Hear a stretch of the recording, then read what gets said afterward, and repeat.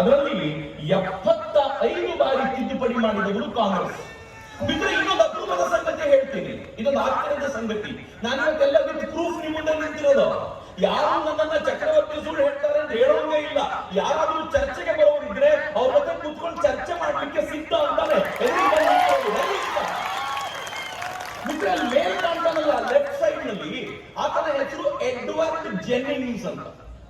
ಯಾರ್ಯಾರು ದಲಿತರು ಜವಾಹರ್ಲಾಲ್ ನೆಹರೂನ ತಲೆ ಮೇಲೆ ಹೊತ್ಕೊಂಡು ತಿರುಗಾಡ್ತಿದ್ದಾರೋ, ಬಾಬಾ ಸಾಹೇಬ್ ಅಂಬೇಡ್ಕರ್ ಕುರಿತಂತೆ ಜವಾಹರ್ಲಾಲ್ ನೆಹರು ಭಾರಿ ದೊಡ್ಡ ಕೆಲಸ ಮಾಡಿದ್ರು ಅಂತ ಅವರೆಲ್ಲರೂ ಕೇಳಿಸ್ಕೊಳ್ಬೇಕಾಗಿರೋ ಮಾತು. ಬರೀ ದಲಿತರ ಮಾತಲ್ಲ, ನಾನು ಮತ್ತು ನೀವು ಪ್ರತಿಯೊಬ್ಬರು ತಿಳ್ಕೊಳ್ಬೇಕಾಗಿರೋ ಮಾತು. ಎಡ್ವರ್ಡ್ ಜೆನ್ನಿಂಗ್ಸ್ ಆತ ಸಂವಿಧಾನ ಬರೆಯೋದ್ರಲ್ಲಿ ಎಕ್ಸ್ಪರ್ಟ್ ಅಂತ ಜವಾಹರ್ಲಾಲ್ ನೆಹರು ಮಹಾತ್ಮ ಗಾಂಧೀಜಿಯವರ ಹತ್ರ ಹೋಗಿ ಹೇಳಿದ್ರು, ಅವನೊಬ್ಬ ಬ್ರಿಟಿಷರು, ಅವನು ತುಂಬಾ ಚೆನ್ನಾಗಿ ಸಂವಿಧಾನವನ್ನು ಬರೀತಾನೆ, ನಮ್ಮ ದೇಶದ ಸಂವಿಧಾನ ಬರೀಲಿಕ್ಕೂ ಅವನನ್ನೇ ಕರ್ಕೊಂಡು ಬರೋಣ ಅಂತ ಕೇಳಿದ್ರು ಜವಾಹರ್ಲಾಲ್ ನೆಹರು. ಮಹಾತ್ಮ ಗಾಂಧಿಯವರು ಏನಂದ್ರು ಗೊತ್ತಾ, ಕಷ್ಟಪಟ್ಟು ಅವರನ್ನು ಓಡಿಸಿದ್ದೀವಿ, ಮುಂದೆ ದೇಶ ಹೇಗೆ ನಡೆಸಬೇಕು ಅಂತ ಅವ್ರ ಹತ್ರ ಕೇಳ್ಬೇಕಾ? ನನ್ನ ದೇಶದಲ್ಲಿ ಬಾಬಾ ಸಾಹೇಬ್ ಅಂಬೇಡ್ಕರ್ ಅಂತ ಎಕ್ಸ್ಪರ್ಟ್ ಇರುವಾಗ ನಾವು ಎಡ್ವರ್ಡ್ ಜೆನ್ನಿಂಗ್ಸ್ ನ ಮಾತು ಕೇಳಬೇಕಾಗಿದೆಯಾ ಅಂತ ಜವಾಹರ್ಲಾಲ್ ನೆಹರು ಬೈದು ಬಾಬಾ ಸಾಹೇಬ್ ಅಂಬೇಡ್ಕರ್ ಕೈಯಲ್ಲಿ ಸಂವಿಧಾನ ರಚನೆಯ ಜವಾಬ್ದಾರಿಯನ್ನು ನೀಡಲಿಕ್ಕೆ ಕಾರಣವಾಗಿದ್ದು ಮಹಾತ್ಮ ಗಾಂಧೀಜಿ, ಜವಾಹರ್ಲಾಲ್ ನೆಹರು ಅಲ್ಲ. ಜವಾಹರ್ಲಾಲ್ ನೆಹರುಗೆ ಬಿಟ್ಟಿದ್ರೆ ಅವರು ಯಾವತ್ತಿಗೂ ಕೂಡ ಬಾಬಾ ಸಾಹೇಬ್ ಅಂಬೇಡ್ಕರ್ ಕೈಗೆ ಕೊಡ್ತಿರ್ಲಿಲ್ಲ ಅನ್ನೋದು ನಾವು ಒಪ್ಪಿಕೊಳ್ಬೇಕಾಗಿರುವಂತ ಸಂಗತಿ. ಮಿತ್ರ, ವಿಷಯ ಅಲ್ಲ, ಸಂವಿಧಾನವನ್ನ ಯಾರ್ಯಾರು ಎಷ್ಟೆಷ್ಟು ಬಾರಿ ತಿದ್ದುಪಡಿ ಮಾಡಿದ್ದಾರೆ ಅಂತ ಒಂದು ಮಾಹಿತಿ ನಿಮ್ಮ ಮುಂದೆ ಇಡ್ತೀನಿ. ಜವಾಹರ್ಲಾಲ್ ನೆಹರು 16 ಬಾರಿ ಸಂವಿಧಾನ ತಿದ್ದುಪಡಿ ಮಾಡಿದ್ದಾರೆ, 16 ಬಾರಿ. ಇಂದಿರಾ ಗಾಂಧಿ 32ಕ್ಕೂ ಹೆಚ್ಚು ಬಾರಿ ತಿದ್ದುಪಡಿ ಮಾಡಿದರು. ರಾಜೀವ್ ಗಾಂಧಿ 10 ತಿದ್ದುಪಡಿಗಳನ್ನು ಮಾಡಿದರು. ಒಟ್ಟಾರೆ ಒಂದೇ ಮನೆಯವರು 58 ತಿದ್ದುಪಡಿಗಳನ್ನ ಸಂವಿಧಾನಕ್ಕೆ ತಂದ್ರು. ಒಂದೇ ಮನೆಯವರು.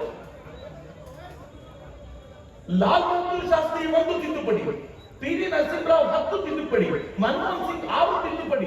ಒಟ್ಟು ಕಾಂಗ್ರೆಸ್ 75 ತಿದ್ದುಪಡಿಗಳನ್ನ ಸಂವಿಧಾನಕ್ಕೆ ಮಾಡಿತು. ಗಮನ ಇಡಬೇಕಾಗಿರುವಂತಹ ಸಂಗತಿ. ಆದರೆ ಆಶ್ಚರ್ಯದ ಸಂಗತಿ ನಿಮ್ಗೆ ಹೇಳ್ತೀನಿ, ಇದಕ್ಕೆ ಎದುರಾಗಿ ಮೊರಾರ್ಜಿ ದೇಸಾಯಿ 2 ತಿದ್ದುಪಡಿ, ವಿ.ಪಿ. ಸಿಂಗ್ 6, ಚಂದ್ರಶೇಖರ್ 1 ಮತ್ತು ಅಟಲ್ ಬಿಹಾರಿ ವಾಜಪೇಯಿ 14 ತಿದ್ದುಪಡಿಗಳನ್ನ ಮಾಡಿದ್ರು. ಅಟಲ್ ಬಿಹಾರಿ ವಾಜಪೇಯಿ ತಿದ್ದುಪಡಿ ಮಾಡಿದ ಹೆಂಗೆ ಗೊತ್ತಾ? ಮನಸ್ಸು ಇಚ್ಛೆ ಮಾಡಿದ್ದಲ್ಲ. ಅಟಲ್ ಬಿಹಾರಿ ವಾಜಪೇಯಿ ಏನ್ ಮಾಡಿದ್ರು, ಜಸ್ಟಿಸ್ ವೆಂಕಟಾಚಲಯ್ಯನವರನ್ನ ಕರೆದು ಅವರ ಜೊತೆಗೆ ಪಿ.ಎಸ್. ಸಂಗಮಾನ್ ಅವರನ್ನ ಮತ್ತು ಈ ದೇಶದ ಅಮೆರಿಕಕ್ಕೆ ರಾಯಭಾರಿಯಾಗಿದ್ದಂತ ಅಬಿದ್ ಹುಸೇನ್ ನ, ಸೋನಿ ಸೊರಾಬ್ಜಿ ಅವರನ್ನ, ಕೆ ಪರಾಶರನ್ ತರದ ಅತ್ಯದ್ಭುತವಾಗಿರುವಂತ ಒಬ್ಬ ಅಡ್ವೊಕೇಟ್ ಅನ್ನೆಲ್ಲ ಕರೆಸಿ ಅವ್ರನ್ನೆಲ್ಲ ಕೂರಿಸಿ ಸಂವಿಧಾನವನ್ನ ಇವತ್ತಿಗೆ ತಕ್ಕಂತೆ ಎಲ್ಲೆಲ್ಲಿ ಚೇಂಜ್ ಮಾಡಬೇಕಾಗಿದೆ ಅಂತ ನೀವೆಲ್ಲ ಸೇರಿ ಒಂದು ರಿಪೋರ್ಟ್ ಕೊಡಿ, ಅದನ್ನ ನಾವು ಡಿಸ್ಕಸ್ ಮಾಡೋಣ. ಎಲ್ಲ ಜನ ಸೇರಿ ಡಿಸ್ಕಸ್ ಮಾಡಿಕೊಂಡು ಆಮೇಲೆ ಅದ್ರ ಬಗ್ಗೆ ನಿರ್ಣಯ ತೆಗೆದುಕೊಳ್ಳೋಣ ಅಂತ ಒಂದು ಕಮಿಟಿ ಮಾಡಿದ್ರು ಅಟಲ್ ಬಿಹಾರಿ ವಾಜಪೇಯಿ.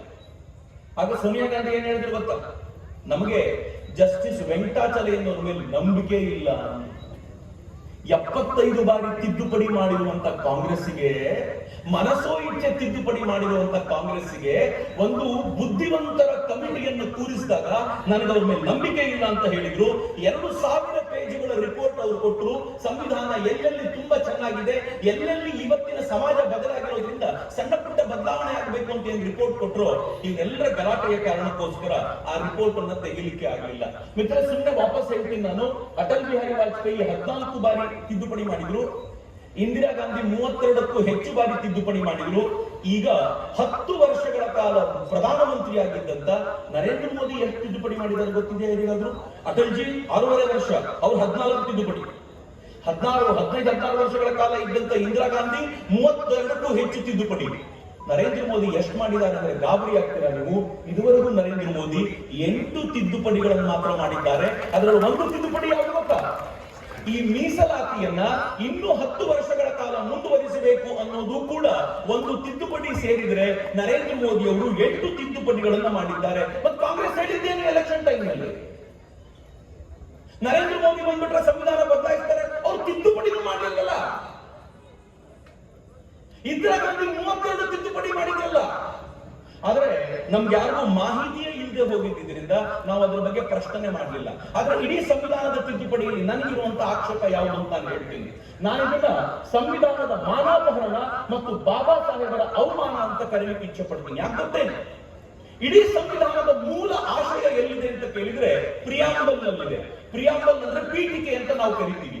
ಈ ರಾಜ್ಯದ ಮುಖ್ಯಮಂತ್ರಿ ಸಿದ್ದರಾಮಯ್ಯನವರು ನಮ್ಮೆಲ್ಲರಿಗೂ ನಮ್ಮ ಶಾಲಾ ಮಕ್ಕಳನ್ನು ಕೂರಿಸಿ ಮುಗಿಸ್ಕೊಂಡು ಎಲ್ಲರೂ ಪೀಠಿಕೆ ಓದಿ ಎಂದ್ರು. ನಮ್ಮ ನೇಷನಿಗಳು ಪೀಠಿಕೆ ಓದಿಸಿದ್ರು. ಆದ್ರೆ ಯಾರೂ ಪ್ರಶ್ನೆ ಮಾಡಲಿಲ್ಲ ಇದು ಒರಿಜಿನಲ್ ಬಾಬಾ ಸಾಹೇಬ್ ಅಂಬೇಡ್ಕರ್ ಪೀಠಿಕೆನೋ ಅಥವಾ ಇಂದಿರಾ ಗಾಂಧಿ ತಿದ್ದಿರುವ ಪೀಠಿಕೆನೋ ಅಂತ ಯಾರು ಕೇಳಲಿಲ್ಲ. ಮಿತ್ರರಲ್ಲಿ ಒಂದು ಸೆಂಟೆನ್ಸ್ ಇದೆ. ಆ ಸೆಂಟೆನ್ಸ್ ಅಲ್ಲಿ ಏನಿದೆ ಅಂತಂದ್ರೆ, sovereign socialist republic democratic country India ಅಂತ ಅದ್ರಲ್ಲಿ ಬರುತ್ತೆ. ಆದ್ರೆ ಸೋಷಿಯಲಿಸ್ಟಿಕ್ ಮತ್ತು ಸೆಕ್ಯುಲರ್ ಅನ್ನುವಂತ ಪದವನ್ನ ಅಂಬೇಡ್ಕರ್ ವಿರೋಧಿಸಿದ್ರು. ಅಂಬೇಡ್ಕರ್ ವಿರೋಧಿಸಿದ ಎರಡೂ ಪದವನ್ನ ಇಂದಿರಾ ಗಾಂಧಿ ಸಂವಿಧಾನದ ಪ್ರಿಯಾಂಬಲ್ ನಲ್ಲಿ ಸೇರಿಸಿದ್ರು. ಅಂದ್ರೆ ಸಂವಿಧಾನದ ಮಾನವರಲ್ವೇನು, ಸಂವಿಧಾನಕ್ಕೆ ಮಾಡಿದ ಮೋಸ ಅಲ್ವೇನು, ದುರಂತ ಏನು ಅಂತಂದ್ರೆ ಈ ದೇಶದ ಯಾರಿಗೂ ಈ ಪ್ರಶ್ನೆ ಕೇಳಬೇಕು ಅಂತ ಯಾವತ್ತೂ ಅನ್ನಿಸ್ತೇ ಇಲ್ಲ.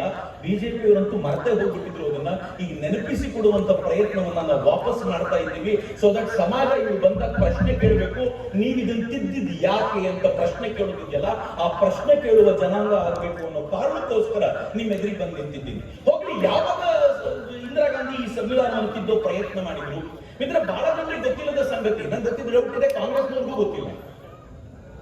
1969ರಲ್ಲಿ ಇಂಟ್ರೆಸ್ಟಿಂಗ್ ಕತೆ, ಕಾಂಗ್ರೆಸ್ಸಿನ ಕತೆ ಹೇಳ್ತಿರೋದು ನಾನು ನಿಮ್ಗೆ.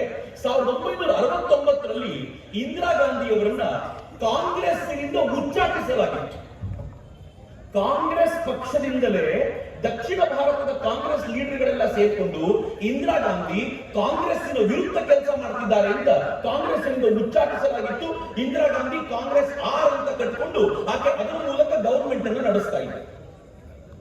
ಆದ್ರೆ 1971ರಲ್ಲಿ ಬಾಂಗ್ಲಾದೇಶದ ವಿಜಯದ ನಂತರ ಇಂದಿರಾ ಗಾಂಧಿ ಹೇಗೆ ಭರ್ಜರಿ ಜಯವನ್ನ ಸಾಧಿಸಿದ್ರು ಅಂತಂದ್ರೆ, ಆ ಜಯವನ್ನ ಸಾಧಿಸಿದ ನಂತರ ಇಂದಿರಾ ಗಾಂಧಿಯ ಧಿಮಾಕು ಜಾಸ್ತಿ ಆಗಿತ್ತು. ಇಡೀ ಕಾಂಗ್ರೆಸ್ ಗವರ್ಮೆಂಟ್ ಎಂತ ಭ್ರಷ್ಟಾಚಾರ ಶುರು ಮಾಡಿಬಿಡ್ತು ಅಂತಂದ್ರೆ, ಆ ಕಾಂಗ್ರೆಸ್ ಗವರ್ಮೆಂಟ್ ನ ಭ್ರಷ್ಟಾಚಾರ ಎಲ್ಲಿವರೆಗೂ ಅಂದ್ರೆ, ಇಂದಿರಾ ಗಾಂಧಿಯ ಮಗ ಸಂಜಯ್ ಗಾಂಧಿ ತನ್ನ ಮಾರುತಿ ಕಂಪನಿಯ ಮೂಲಕ ಭಯಂಕರವಾದ ಭ್ರಷ್ಟಾಚಾರ ಮಾಡಿದ.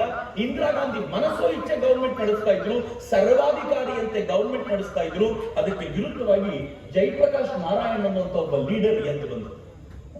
ಹೆಂಗಿತ್ತು ಅಂತಂದ್ರೆ, ನಾವು ಕಳೆದ ಕೆಲವಾರು ವರ್ಷಗಳ ಹಿಂದೆ ಅಣ್ಣಾ ಹಜಾರೆ ಮೂವ್ಮೆಂಟ್ ನೋಡ್ತಿದ್ವಲ್ಲ, ಅಣ್ಣಾ ಹಜಾರೆ ಮೂವ್ಮೆಂಟ್ ಅಂತೆ ಅವತ್ತಿನ ದಿನಗಳಲ್ಲಿ ಒಂದು ಭರ್ಜರಿ ಆಗಿರುವಂತಹ ಮೂವ್ಮೆಂಟ್ ನ ಜಯಪ್ರಕಾಶ್ ನಾರಾಯಣರು ಶುರು ಮಾಡಿದ್ರು. ಆ ಜಯಪ್ರಕಾಶ್ ನಾರಾಯಣರು ಮೂವ್ಮೆಂಟ್ ಶುರು ಮಾಡೋ ಹೊತ್ತಿಗೆ ಇಂದಿರಾ ಗಾಂಧಿ ವಿರುದ್ಧ ಒಂದು ಭಯಾನಕವಾದ ಆರೋಪ ಕೇಳಿಬಂತು. ಆರೋಪ ಏನು ಗೊತ್ತೇನು?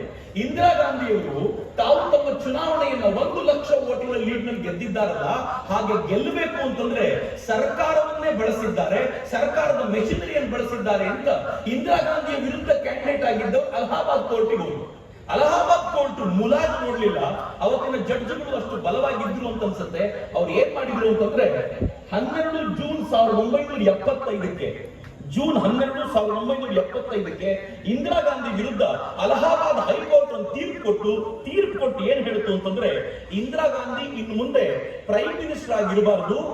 ಪ್ರೈಮ್ ಮಿನಿಸ್ಟರ್ ಆಗಿರ್ಬೇಕು ಅಂತಂದ್ರು ಹೇಗಿರ್ಬೇಕು ಅಂತಂದ್ರೆ, ಅವರು ಆಫೀಸ್ಗೆ ಹೋಗ್ಬೇಕು, ಅವರು ಅದ್ರಲ್ಲಿ ಕೂತ್ಕೋಬೇಕು, ವೋಟ್ ಮಾಡುವಂತಿಲ್ಲ, ಅವ್ರು ಏನು ಮಾತನಾಡುವಂತಿಲ್ಲ ಸಂಸತ್ನಲ್ಲಿ ಅಂತ ಅವ್ರಿಗೆ ಹೇಳಿ ಅವರನ್ನ ಆ 6 ವರ್ಷಗಳ ಕಾಲ ಆಕೆಯನ್ನ ಇದರಿಂದ ಆಚೆ ಇಡ್ತು. ಇನ್ನು ಮುಂದೆ ಎಲೆಕ್ಷನ್ ನಿಂತ್ಕೋಬಾರದು ಅಂತ ಅಲಹಾಬಾದ್ ಉಚ್ಚ ನ್ಯಾಯಾಲಯ ಹೇಳಿತು. ಇಂದಿರಾ ಗಾಂಧಿಗೆ ಎಲೆಕ್ಷನ್ಗೆ ನಿಂತ್ಕೊಳ್ಬಾರದು ಅಂತ ಅಲಹಾಬಾದ್ ಉಚ್ಚ ನ್ಯಾಯಾಲಯ ಹೇಳಿತು. ಹಂಗ ಹೇಳಿದ ತಕ್ಷಣ ಈ ಕಾಂಗ್ರೆಸ್ನವ್ರು ಏನ್ ಮಾಡಿದ್ರು ಅಂತಂದ್ರೆ, ಸುಪ್ರೀಂ ಕೋರ್ಟ್ ಹೋಗ್ಲಿಕ್ಕೆ ಸ್ವಲ್ಪ ಟೈಮ್ ಕೊಡಿ ಅಂತ ಒಂದು 10-12 ದಿನ ಕೇಳ್ಕೊಂಡ್ರು. 24ನೇ ತಾರೀಕು ಸುಪ್ರೀಂ ಕೋರ್ಟ್ ನಲ್ಲಿ ಮಾತುಕತೆ ಇತ್ತು. ಜೂನ್ 12ಕ್ಕೆ ಅಲಹಾಬಾದ್ ಹೈಕೋರ್ಟ್ ಆರ್ಡರ್ ಆಯ್ತು. 24ನೇ ತಾರೀಕು ಸುಪ್ರೀಂ ಕೋರ್ಟ್ ಅಲ್ಲಿ ಈ 12 ದಿನ ಗ್ಯಾಪ್ ಅಲ್ಲಿ ಕಾಂಗ್ರೆಸ್ ಅವರು ಏನ್ ಮಾಡಿದ್ರು ಗೊತ್ತಾ? ಇವರಿಗೆ ಕರತಲಾಮಲಕ ಇದು, ಯಾವಾಗ ಬೇಕಿದ್ರು ಯಾರನ್ನು ಕರೆಸ್ಕೊಂಡು ಬಂದ್ ಬೇಕಿದ್ರು ಪ್ರತಿಭಟನೆ ಮಾಡಿಸುವ ಸಾಮರ್ಥ್ಯ ಇದೆ ಅವರಿಗೆ. ಇಂದಿರಾ ಗಾಂಧಿಯ ಪರವಾಗಿ ರಾಮ್ಲೀಲಾ ಮೈದಾನಕ್ಕೆ ದೆಹಲಿಯ ಬಸ್ಸುಗಳನ್ನು ಬಿಟ್ಟು ಸಾವಿರ ಸಂಖ್ಯೆಯಲ್ಲಿ ಜನರನ್ನು ಕರ್ಕೊಂಡು ಬಂದರು. ಇಂದಿರಾ ಗಾಂಧಿ ಪರವಾಗಿ ಪ್ರತಿಭಟನೆಗೆ ಬಂದವರಿಗೆ ಯಾಕೆ ಬಂದಿದ್ದೀವಿ ಅಂತ ಗೊತ್ತಿರೋದು ಡೌಟ್. ಸುಮ್ಮನೆ ಬಸ್ ತುಂಬಿಸ್ಕೊಂಡು ಕರ್ಕೊಂಡು ಬಂದಿದ್ದಾರೆ. ಅಲ್ಲಿ ಬಂದ್ರೆ ಊಟ ತಿಂಡಿನೋ ಒಂದಷ್ಟು ದುಡ್ಡು ಕೊಡ್ತೀನಿ ಅಂತ ಕರ್ಕೊಂಡು ಬಂದಿರಬಹುದು. ಬಂದವರು ಕೂತಿದ್ದಾರೆ, ದೊಡ್ಡ ಮಟ್ಟಿಗಿನ ಪ್ರತಿಭಟನೆ. ಕೊನೆಗೆ ಸುಪ್ರೀಂ ಕೋರ್ಟ್ ನಲ್ಲಿ ವಿಚಾರಣೆ ಆದಾಗ ಸುಪ್ರೀಂ ಕೋರ್ಟ್ ಹೇಳ್ತು, ನೀವು ಆಗಿರ್ಬೋದು, ಪ್ರಧಾನಮಂತ್ರಿ ಆಗಿರ್ಬೋದು, ಸಂಸತ್ತಿಗೆ ಹೋಗಿ ಮಾತನಾಡಬೇಡಿ, ಸೈಲೆಂಟ್ ಆಗಿ ಕೂತ್ಕೊಳ್ಳಿ, ಮತ್ತೆ ಎದ್ದು ಬನ್ನಿ ಅಂತ. ಇದರ ವಿರುದ್ಧ 25ನೇ ತಾರೀಕು ರಾಮ್ಲೀಲಾ ಮೈದಾನದಲ್ಲಿ ಪ್ರತಿಪಕ್ಷಗಳು ದೊಡ್ಡ ಪ್ರತಿಭಟನೆ ಮಾಡಿದ್ರು. ಎಷ್ಟು ದೊಡ್ಡ ಪ್ರತಿಭಟನೆ ಏನಾಗಿದೆ ಅಂತಂದ್ರೆ ಇಡೀ ದೇಶ ಸಹಜವಾಗಿ ಇಂದಿರಾ ಗಾಂಧಿ ವಿರುದ್ಧ ಕುತ್ತು ನಿಂತ್ಕೊಳ್ತು, ಹೇಗಾದ್ರೂ ಮಾಡಿ ಆಕೆ ಕೆಳಗಿಳಿಬೇಕು ಅಂತ. ಈ ಪರಿಯ ಅನ್ಯಾಯವನ್ನ ಸಹಿಸಲಿಕ್ಕೆ ಸಾಧ್ಯವಾಗೋದಿಲ್ಲ ಅಂತ ಇಂದಿರಾ ಗಾಂಧಿ ಕುದಿತಾ ಇದ್ರು. ಏನ್ ಮಾಡಬೇಕು ಅಂತ ಅವ್ರಿಗೆ ಗೊತ್ತಿಲ್ಲ. ತಕ್ಷಣ ಏನ್ ಮಾಡಿದ್ರು, ಈ ಮಾತು ನಿಮ್ಗೆ ಗಾಬರಿ ಅನ್ಸುತ್ತೆ, ತನ್ನ ಅತ್ಯಂತ ಆಪ್ತನಾಗಿದ್ದ ಪಶ್ಚಿಮ ಬಂಗಾಳದ ಮುಖ್ಯಮಂತ್ರಿಯನ್ನ ಇಂದಿರಾ ಗಾಂಧಿ ಕರೆಸ್ಕೊಂಡು ಎಲ್ಲ ರಿಪೋರ್ಟ್ ತಗೊಂಡ್ರು, ಏನ್ ನಡೀತಿದೆ ಅಂತ. ಈ ದೇಶದ ಜನ ನನ್ನ ವಿರುದ್ಧ ಮಾತಾಡ್ತಾ ಇದ್ದಾರಾ ಅಂತ ಕೇಳಿದ ಇಂದಿರಾ ಗಾಂಧಿ ಏನ್ ಹೇಳಿದಂತ ಗೊತ್ತಾ? ಭಾರತಕ್ಕೆ ಶಾಕ್ ಟ್ರೀಟ್ಮೆಂಟ್ ಬೇಕಿದೆ ಎಂದಿರಂತೆ ಇಂದಿರಾ ಗಾಂಧಿಯ ಮಾತು ಇದು. India needs shock treatment. ಪಶ್ಚಿಮ ಬಂಗಾಳದ ಮುಖ್ಯಮಂತ್ರಿ ಹತ್ರ ಆಕೆ ಹೇಳಿದಂತ ಮಾತಿದು. ಇಂಡಿಯಾ ನೀಡ್ಸ್ ಶಾಕ್ ಟ್ರೀಟ್ಮೆಂಟ್ ಅಂತ ಹೇಳಿದ ಆಕೆಯ ಮಗ ಸಂಜಯ ಹೇಳಿದಂತೆ, ನಿನಗೆ ಸರ್ಕಾರ ನಡೆಸೋದು ಗೊತ್ತಿಲ್ಲ, ಈ ಜನರಿಗೆ ಪಾಠ ಕಲಿಸೋದು ಹೆಂಗೆ ಅಂತ ನನಗೆ ಗೊತ್ತಿದೆ, ನಾನು ಹೇಳಿದಾಗ ನೀನು ಕೇಳು ಅಂತ ಇವರೆಲ್ಲ ಸೇರಿಸಿಕೊಂಡು ಧವನ್, ಈತ, ಇಂದಿರಾ ಗಾಂಧಿ, ಸಂಜಯ್ ಗಾಂಧಿ ಎಲ್ಲ ಕೂತ್ಕೊಂಡು ಈ ದೇಶಕ್ಕೆ ಶಾಕ್ ಟ್ರೀಟ್ಮೆಂಟ್ ಕೊಡೋದು ಹೆಂಗೆ ಅಂತಂದ್ರೆ, ಈ ದೇಶದ ಜನರ ಎಲ್ಲ ಹಕ್ಕುಗಳನ್ನು ಇಟ್ಕೊಂಡು ಎಮರ್ಜೆನ್ಸಿ ಹೇರಬೇಕು ಅಂತ ಅವರು ನಿಶ್ಚಯ ಮಾಡಿದ್ರು. ಆರ್ಟಿಕಲ್ 360